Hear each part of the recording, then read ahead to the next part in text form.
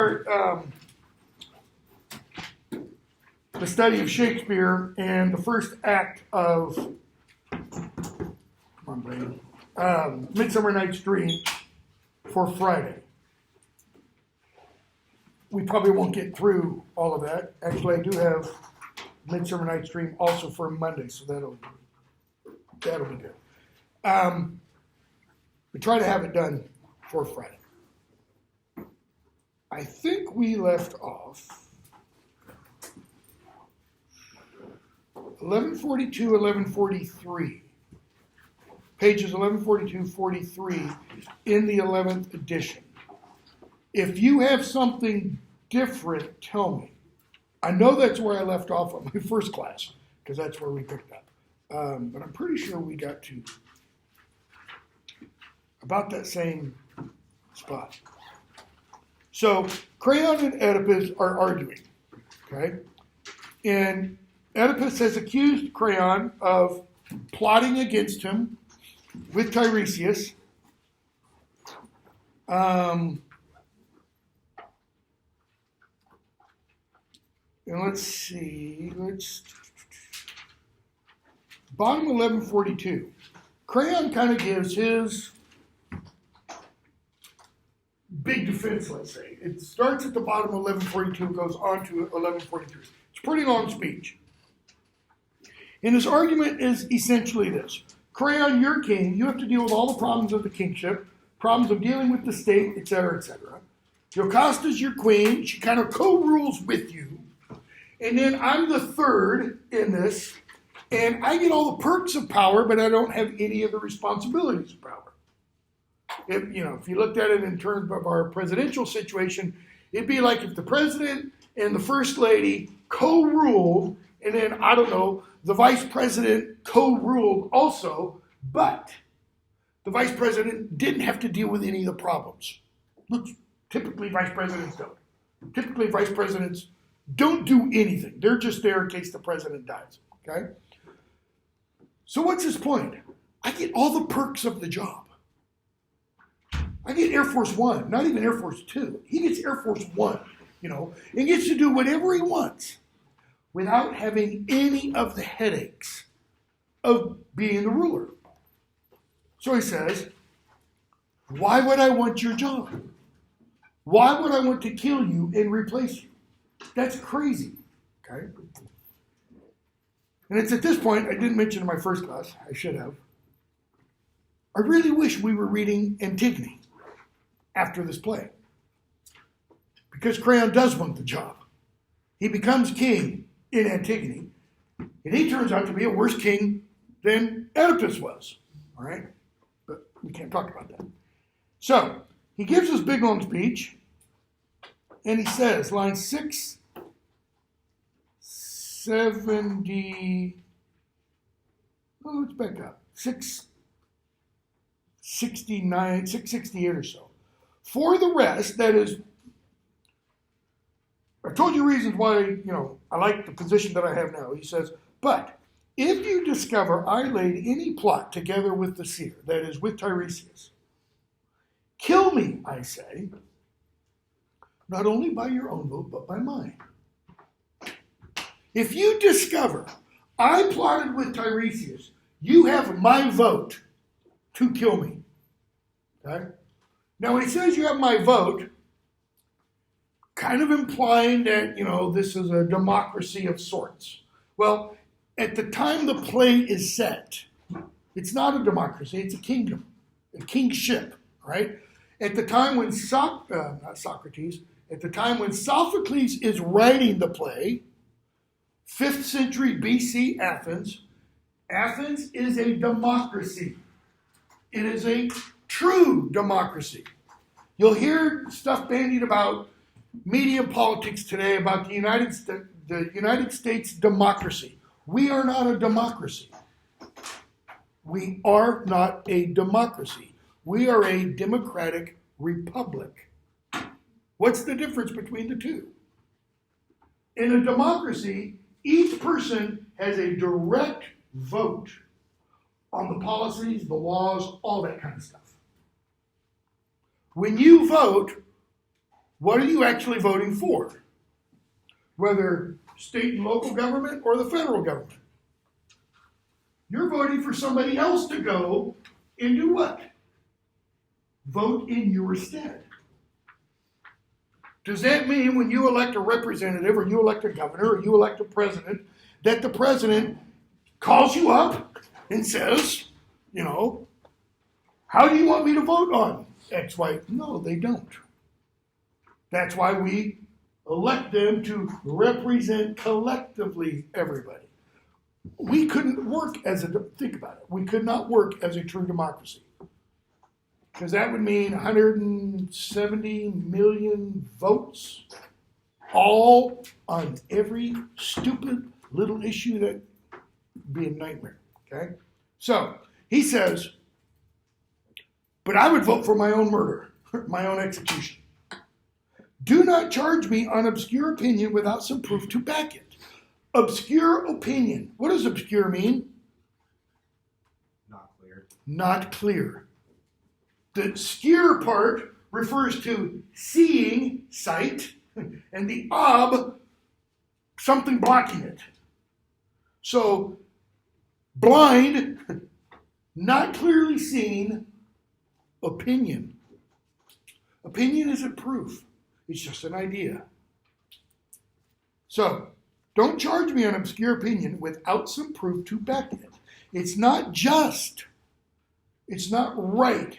It's not morally defensible or legally defensible, if you want. Lightly to count your knaves as honest men, nor honest men as knaves. It's not right to count. When he says knaves, he means the citizens of Thebes. He's one of them. Okay? In this system, again, you get the king at the top, and everybody else is just a subject. All right? It's not right to count all those people as knaves, and it's not right to count a knave, as an honest man. To throw away an honest friend is, as it were, to throw your life away, which a man loves the best. In time, you will know all with certainty. What does that mean? In time, you will know all with certainty. Is he saying, I'm a prophet too, and I know how everything's going to end up? No. He's saying, the longer you live, what? The more you come to know. The more you come to understand. All right? One day is space enough to know a rogue. So, time is the only test of honest men. Honest men prove themselves how? By showing themselves honest over time. If they're honest men, then that means they're going to be honest today, tomorrow, next week, next month, next year. They won't be proven false. But a rogue, a dishonest person, Crayon says, you only need to watch that person for a day. And you'll be able to tell. If we were reading Antigone and we brought these words in, we'd go, damned by his own words, kind of a thing. Chorus, his words are wise, king. You should listen. If one fears to fall. His words are wise if one fears to fall. What does that second half mean? Fall from what? Okay. He's the king. If you don't want to fall from being the king, if you don't want to screw up and lose the kingship, you should listen. Those who are quick of temper are not safe. Why? Why does being quick of temper not make you safe? What might you do? Right. Yeah. Jump to conclusions. I told my first... Can I bring it up now? I'll bring it up in just a second. So, those who are quick of temper are not safe. when he that plots against me secretly moves quickly, I must quickly counterplot. If someone's plotting against me in real time, fast, he says, I've got to do what? I've got to respond quickly. If I wait, taking no decisive measure, his business will be done and mine spoiled. If I don't act quickly, he'll succeed and I will lose. Okay? Here's an example. And I always hesitate to say something like this, but I figured you kind of ought to know anyways. I'm pretty right-wing. Not take that back. I'm very right-wing. Genghis Khan is to the left of me. I mean, all this guys. So what does that mean? When the United States invaded Iraq in 2000, late 2002, early 2003, I fully supported it. I mean, fully supported it. Actually, one of my brother-in-laws and I were part of a Wall Street Journal article about how that decision tore apart families. They interviewed both of us, kind of a thing. I don't remember how somebody got my name. Anyways, what am I getting at? One of the reasons I supported it was because there was some evidence that suggested Hussein had WMDs. Some of that evidence was he'd had them in the past and used them in towns in Iraq with people who didn't like him, who didn't support his government. In other words, his adversaries. If you can't get your adversaries to support you, just kill them. That's one political solution. Okay?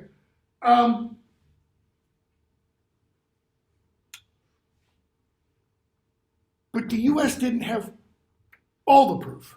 It didn't have all the evidence, because the evidence that we did have turned out to be misleading. Okay? It's one of those things, if I could go back and take back, I would take back that support 100%. Not support for the troops. They were just following orders kind of a thing. Okay? If I wait, George Bush, these lines could have been said by Bush. If we wait, what's going to happen? Another 9/11. That was the fear. Only it won't be flying planes into buildings. It'll be setting off chemical weapons. It'll be setting off nuclear weapons. Okay? And I will be spoiled, meaning destroyed. Oedipus says. Crayon. Okay, so Crayon gets down to the nitty-gritty. What do you really want then? He says. Do you want to banish me? No, certainly. Kill you. That's what I want. I want to just kill you. Because if he banishes him, he's still out there. Still a problem. I don't think you have your wits about you. You're not thinking clearly, Oedipus. This isn't rational behavior. For my own interests, yes. That is, I do have my wits about me that is protecting me and my interests. But for mine too, you should think equally. That is, if you were thinking rightly, you would be thinking how? Justly or justicely. If you go to the Supreme Court building, you see the statue, engraving, carving, I don't remember what it is, of justice. How is justice portrayed? Blind. Why?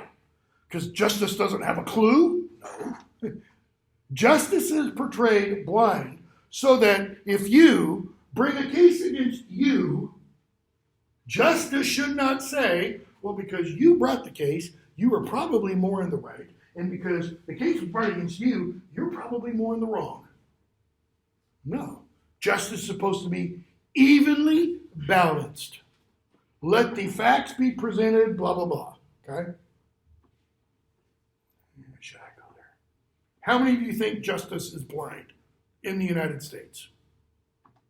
How many of you don't think it's blind? Here, I'll give you an example. It doesn't have to do with any individual. Well, it does have to do with an individual, but I won't name the person. Doesn't have to do with any race or social class or anything like that. We had an actual Secretary of the Treasury, okay, the person in charge of all the money, essentially, who got nominated and confirmed by the Senate when the person owed over $1 million in back taxes, IRS taxes. What do you think would happen if I owed $1 million in back taxes to the federal government? Do you think I would literally be standing here teaching right now? No, where would I be? I'd be in jail. That's an example of justice being blind, okay? Or, excuse me, not blind, of being wide-eyed and open and going, rich and powerful, etc. And you could, pick your case if you want.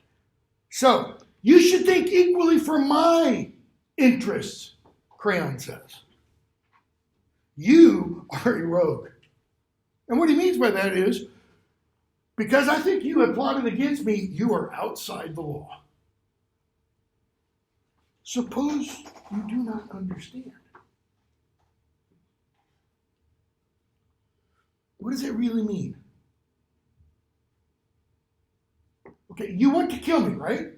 Oedipus has said, I want to kill you. Suppose you do not understand. What does that question or that statement literally really mean? What if you're wrong? You kill me and you're wrong. What do you do then? Oops. Oops doesn't help the person who's dead or the person's family. But yet I must be ruler. Even if I am wrong, even if I do misunderstand, I am the king. I still have to rule. Not if you rule badly. Ooh, that's a dangerous idea in this world. Because you're kind of saying, well, maybe you shouldn't rule then. I mentioned, I think in here before, King Charles probably should have chosen one of his other names. He's got like 4 middle names. But he chose Charles, the first one. Why should he have chosen another name? Because the first King Charles, Parliament executed in 1649 as an enemy of the state. Not a good namesake, to have. Arthur, that's one of his middle names. He should have gone with Arthur. Everybody loves King Arthur kind of a thing. Not if you rule badly. Oh, city, Oedipus claims. Why? He's thinking only really of the city. Crayon, I too have some share in the city. I have a stake in the city. It's not yours alone. Which is interesting because in Antigone, I keep saying we're not. In Antigone, Crayon says, I am the city, and the city is me. The city is mine. I can do with it what I want. Okay? Chorus, stop. Yocasta's coming out. How would it look if she sees her husband and brother fighting? Where? Where are they right now? They're out in front of the palace. The chorus is watching. The chorus represents the citizens. It'd be like Joe Biden and Kamala Harris standing out on the portico of the West Wing with all the news organizations rolling film and just get into a knockdown, drag out argument about whatever issue. I mean, be really cool if it was, you're plotting against me. No, I'm not. Stop. And so Jocasta comes out. This is the first time we see her. For shame! Why have you raised this foolish squabbling brawl? Are you not ashamed to air your private grace when the country's sick? Go in, you Oedipus. You too, Crayon. What does she sound like? A mom talking to 2 of her unruly children. Oedipus, get your butt in that house. Crayon! Little bit of foreshadowing and some dramatic irony going on. So Crayon says, your husband thinks he has the right to do terrible wrongs, like banishing or killing me. He's right. He's plotting with me. Crayon, that God may never bless me. May I die accursed if I have been guilty of one tittle of the charge you bring against me. That's an oath. It's almost like he goes, may God never bless me, and may you kill me if one tittle of what you said is true. Bear in mind, within the world of the play, you fully believe in all of the gods and that they have actions, influence in human affairs. And that when you make an oath kind of like that, they all go, all right, he signed on the dotted line. Let's see if he violates this oath. Because if you do, in Greek mythology, if you violate one little speck of an oath, the gods are going to come down on you like a ton of bricks. Okay? Jocasta, Oedipus, trust him in this. I mean, listen to the oath he just made. Chorus, be graceful, be gracious, be merciful. Let it go. Cue the Frozen song. Oedipus addresses the chorus. Okay, so what would you have me yield? How would you have me yield? He hasn't been silly. He's been no silly child in the past. He is strong in his oath. I mean, you look at that oath, man. Spare him. Do you know what you asked? Yes. Okay, then tell me. Tell me what it is you really want me to do. He's been your friend before all men's eyes. Do not cast him away, dishonored, on an obscure, same word, this time, conjecture. Okay? A conjecture. When you conjecture, what are you doing? You're spitballing ideas. Do you have proof for any of them? Nope.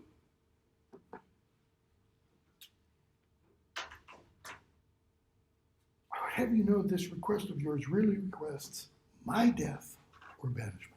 If I do what you ask me to do, here's the result. I will die or I will be banished. Dramatic irony. Yes, he will be banished. May the sun god, king of gods, forbid. And so the chorus then issues an oath. Oedipus, all right. Let him go then. Even if I must die 10 times for it, let him go. Okay? So, Crayon leaves. Chorus says, take him inside. Take Oedipus inside. Calm him down. Get him a drink. She says, I will when I find out what's the matter.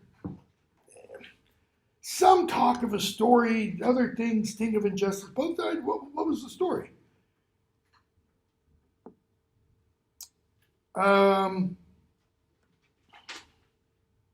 Chorus doesn't tell her.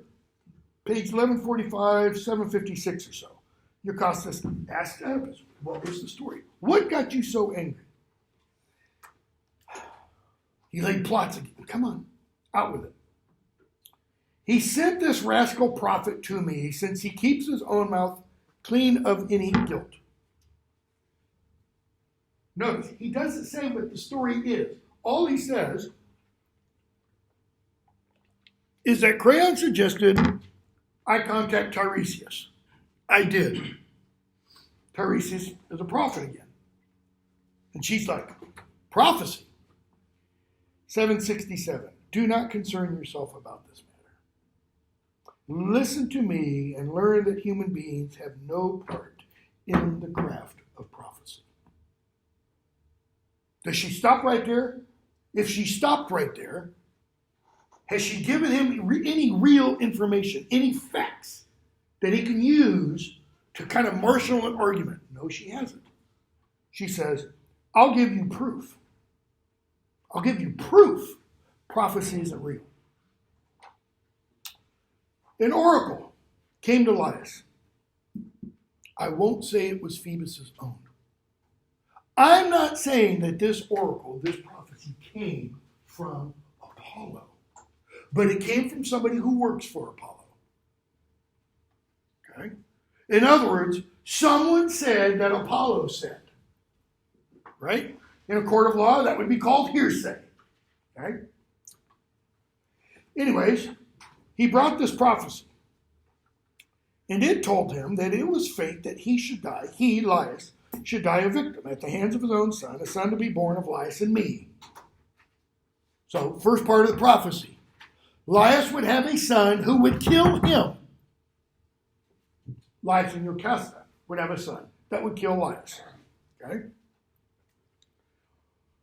But see, he was killed by foreign highway robbers at a place where three roads meet. So the story goes. What has Jocasta just done to the story that Oedipus has already heard part of? Think of the story as a puzzle. Okay? The story is, how did Laius die? What has he heard so far? Not counting what Jocasta just said. The story is, he was set upon by robbers. Plural. We've been told that twice. Okay? Robbers. Robbers killed him and left. One person survived. That person came home, became a herdsman. That's what he's heard. That's the outline of the puzzle. What has she just added to the puzzle? A pretty important little piece. What's the piece? Location. Where the murder occurred. First she says, foreign country, but then she gives us, exact coordinates. It's like she pulls out her GPS. Boom, right here. Where three roads meet.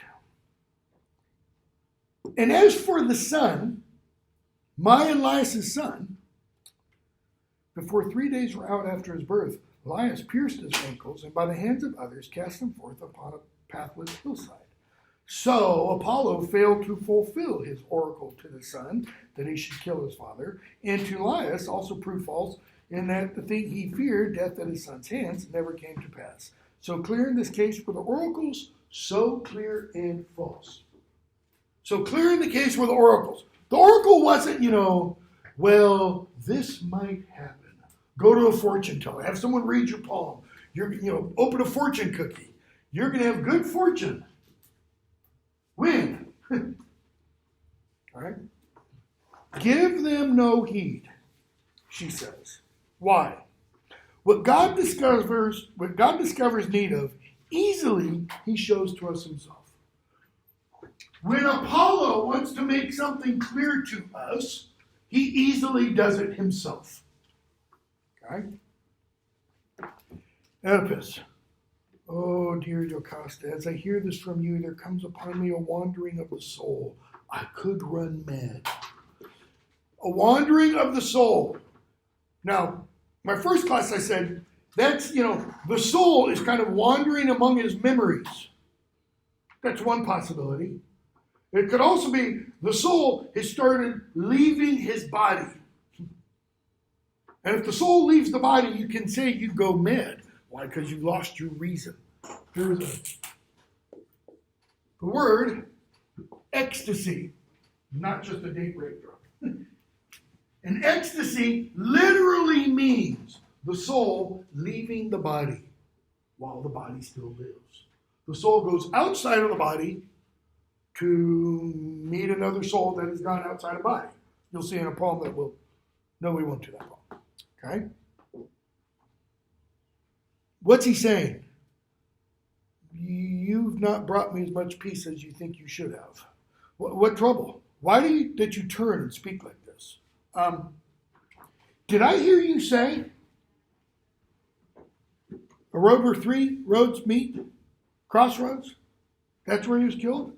Yeah, that's how the story went. Where? Where did this happen?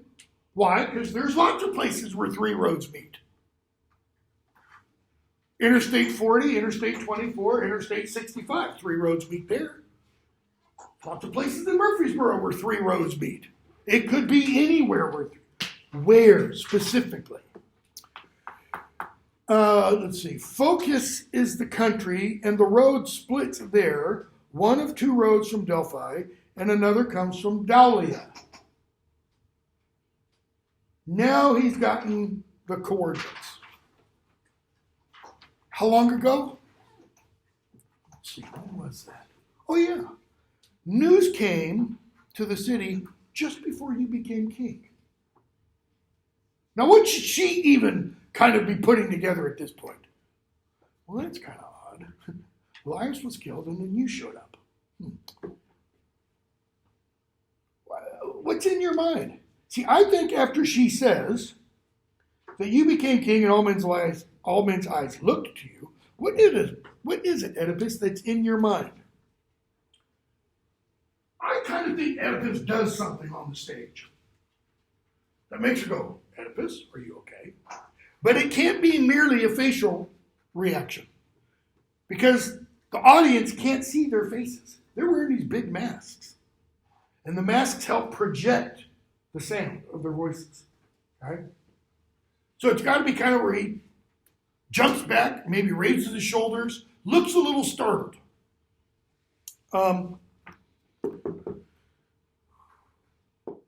What have you designed, O Zeus, to do with me?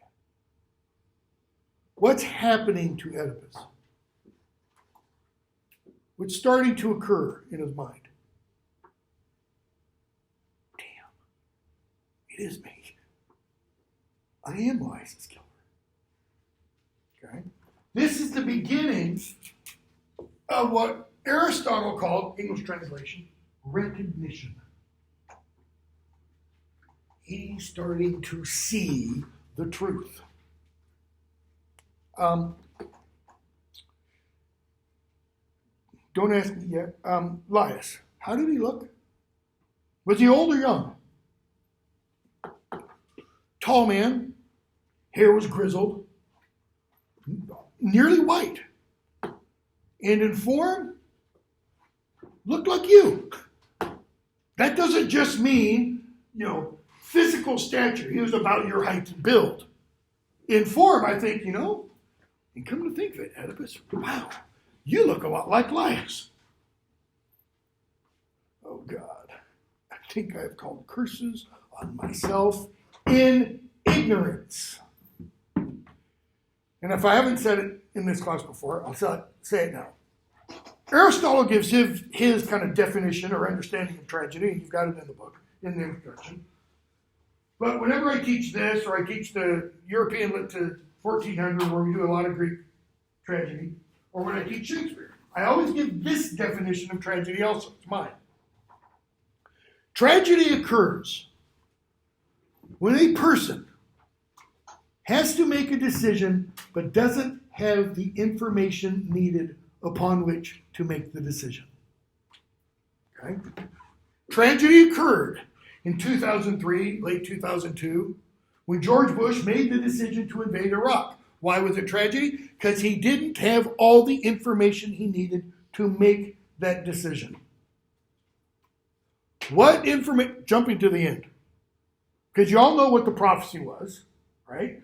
I've talked about it. You know what the prophecy is, Oedipus is going to tell us, is that Oedipus received that he was fated to kill his father, sleep with his mother, and have children with her. Children that would be his brothers and sisters. Okay? What information did he lack when he received that prophecy? What did he not know? Where was he living at that time? Well, hold on. We'll get to that. So, what do you mean?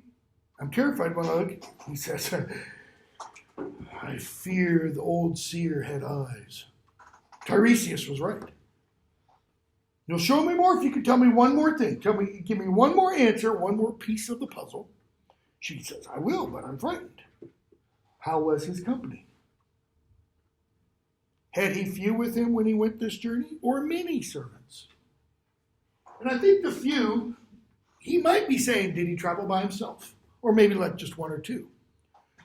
And she's like, let's see, in all, there were but 5, and among them a herald.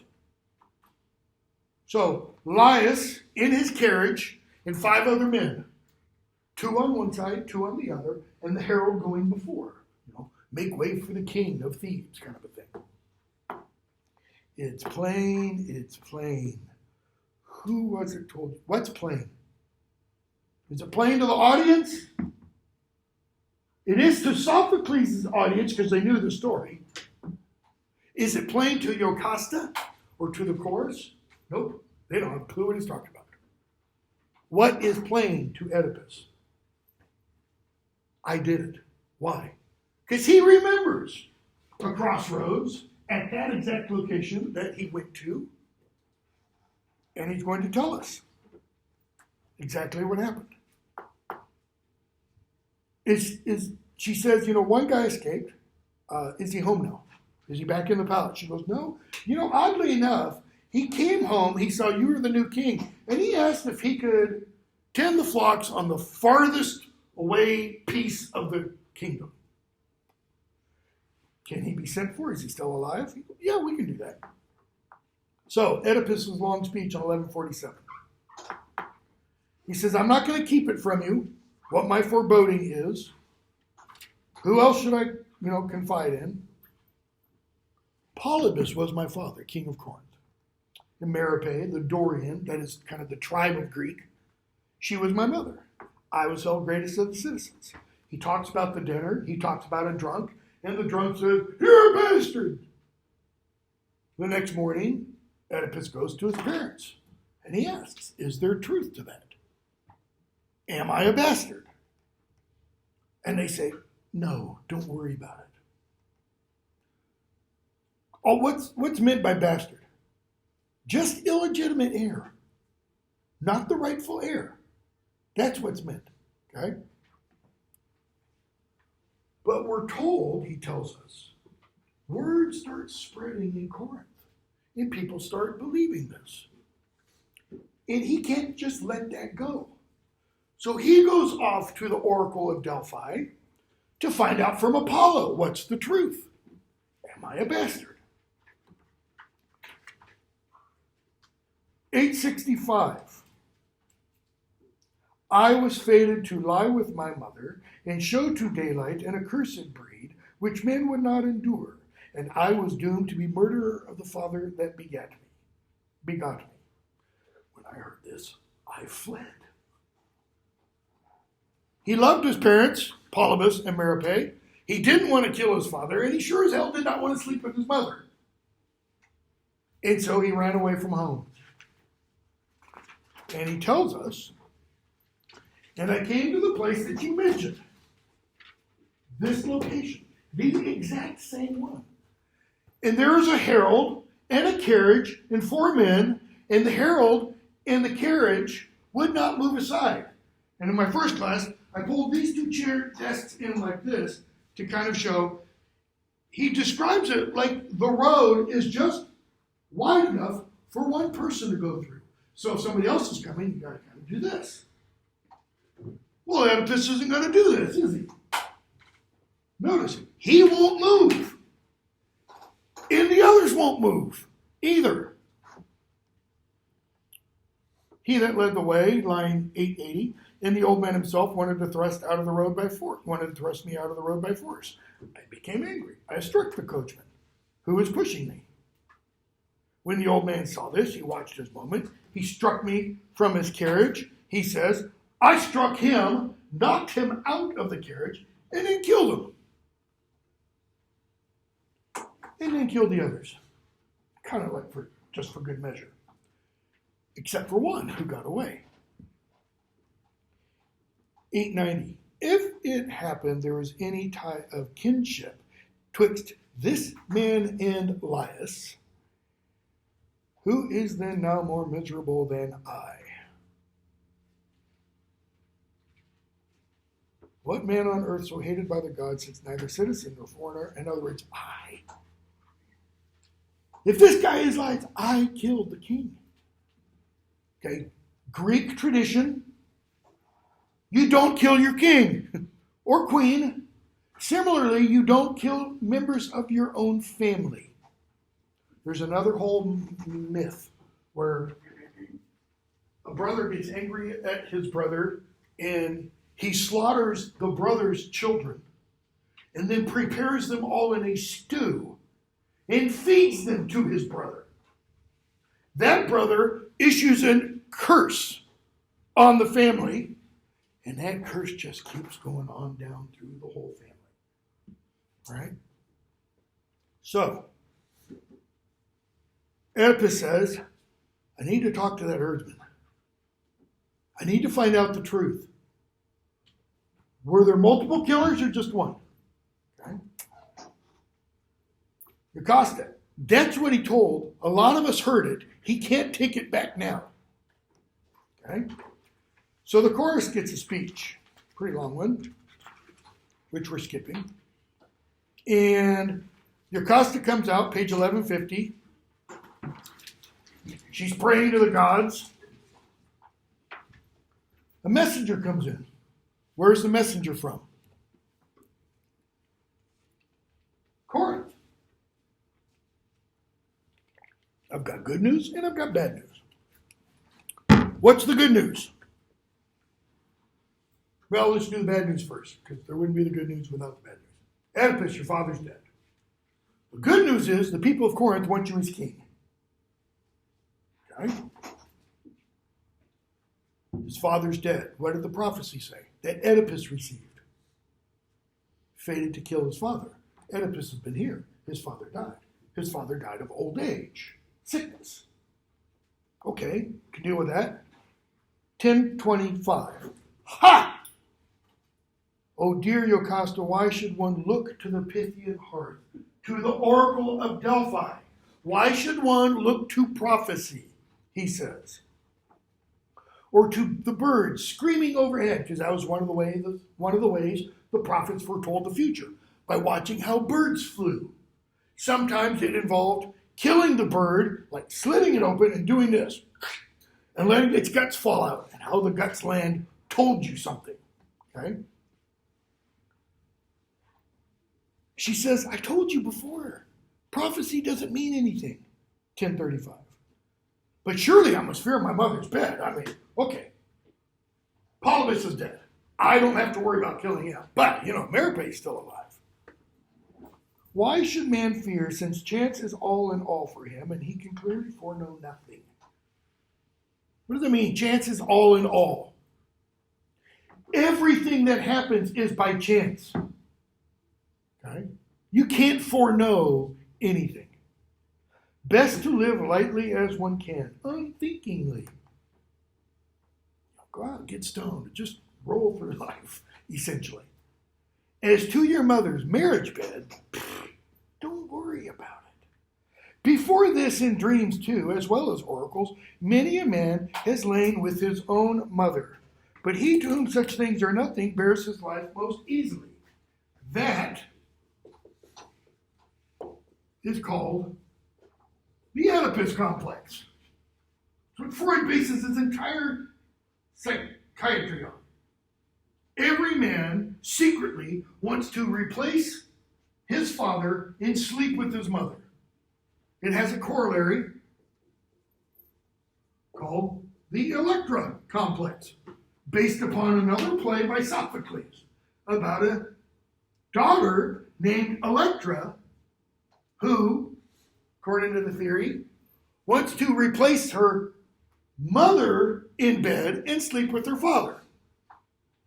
So the Oedipus complex applies to men, the Electra complex applies to women. So we're all mentally, sexually screwed up, according to Freud. So she says, don't worry about it. Why? He to whom such things are nothing bears his life most easily. Such things, dreams. Don't pay any attention to your dreams. And your life will go on however it goes on. But if you do pay attention, what do? If you act according to those dreams, you change how your life is. And it becomes more burdensome. Okay?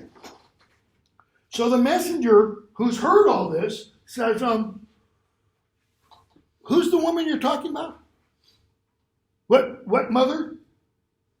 Merope, Polybus's wife. And what about her frightens you? Oracle, really bad oracle. Can you reveal it? So Oedipus does. And wait, you left Corinth because of that? Yeah. Well, then I can free you from this fear, since I have come to you in all goodwill. Okay. It's just for this that I brought you the news, to earn your things. What is it? You don't know what you're doing, do you? Get to the point. I'm afraid that Phoebus may prove right, Oedipus says, line 1075. You mean the murder and the incest? Yes! All your fears are empty, which is what Jocasta has said. How? If they are father and mother and I their son. If they are my mother and father and I am their son, then my fears aren't empty. Oh, Polybus was no kin to you in blood. What? What do you mean? No more than I, but just as much. He was as much your father as I am. He was as much your kin in blood as I am. How can that be when you are nothing to me? That's the point, Oedipus.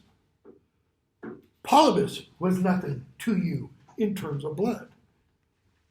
Why do you call me son? Because I gave you to him as a gift. Notice, I gave you. Wait, where? On Kithaeron slopes. I found you in the Twisting Thickets. And why? He says I was a shepherd there. Yeah. What ailed me when you took me in your arms? And he is implying there something was wrong with me. Like, why was I there on the mountain? He says, oh, what ailed you? Look at your ankles. Because his ankles, both ankles on both legs, are swollen. You get that nail driven through, and you get this big old calcium buildup. Okay? He goes, oh, you bring up that old pain? I loosed you. The tendons of your feet were pierced and fettered. My swaddling clothes, etc. Did my father have this done or my mother? He goes, I don't know. But the guy who left you, the guy who gave you to me, he could answer. Well, who was that? He was Laius's man. Notice what Sophocles is doing. He's slowly dribbling out all this exposition, all this background information that we need. And as he's doing this, what's going on in Oedipus's mind? Those puzzle pieces are all starting to fall into place. And I kind of, imagine when the puzzle finally gets put together in his mind, it just says two words. You're screwed.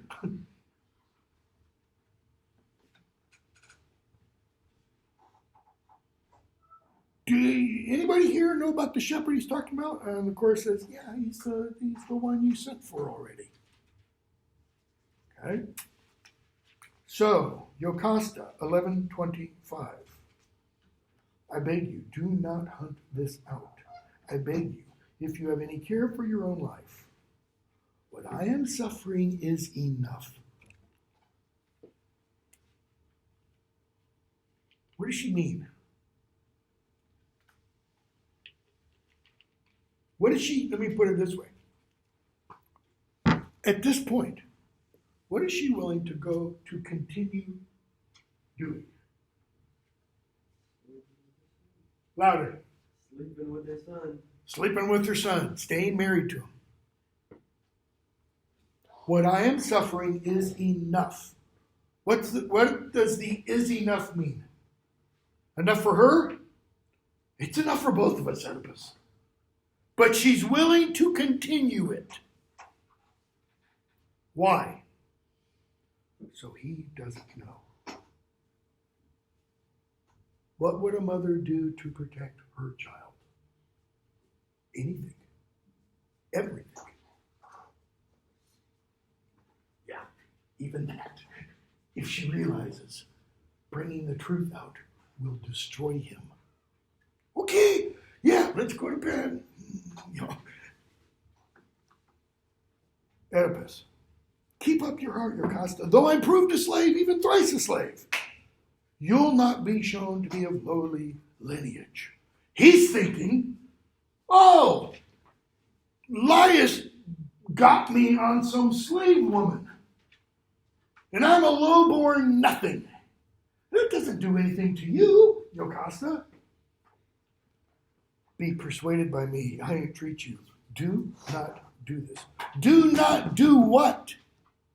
She used the word hunt. Don't pursue this avenue of inquiry. Don't have to find out. What motivates Oedipus seemingly more than anything else? And not just this, in all of his life. He has to know. He has to know seemingly everything. Yes? Does she know who he is?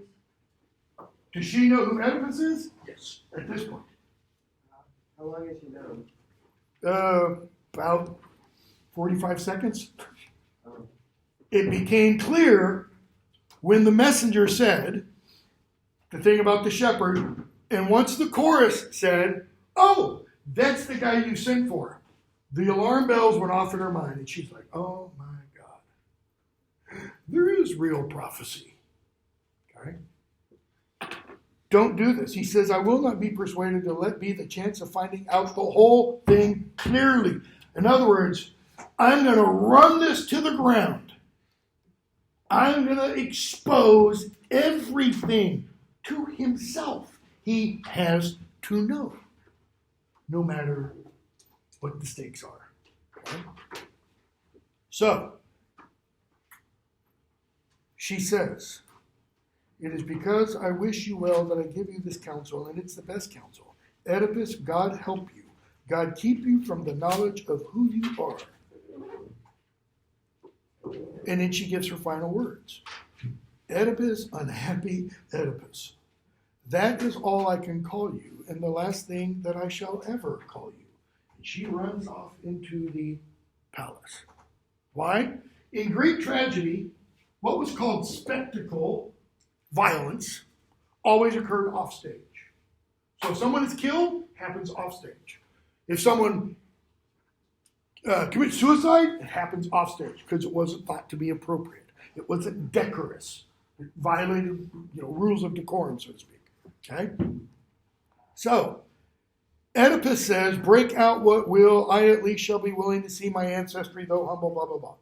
The herdsman comes in. We're going to finish it. The herdsman comes in, and notice, Oedipus threatens him with death. He says, yes, I was Laius' man. Where? In the palace. Really? And he kind of narrows it down. And we hear Oedipus, the herdsman, say, yes, I gave the baby to this guy. Who is the baby? And he doesn't come out directly and say, Oedipus, you are the murderer you seek. But it's pretty clear. So Oedipus says,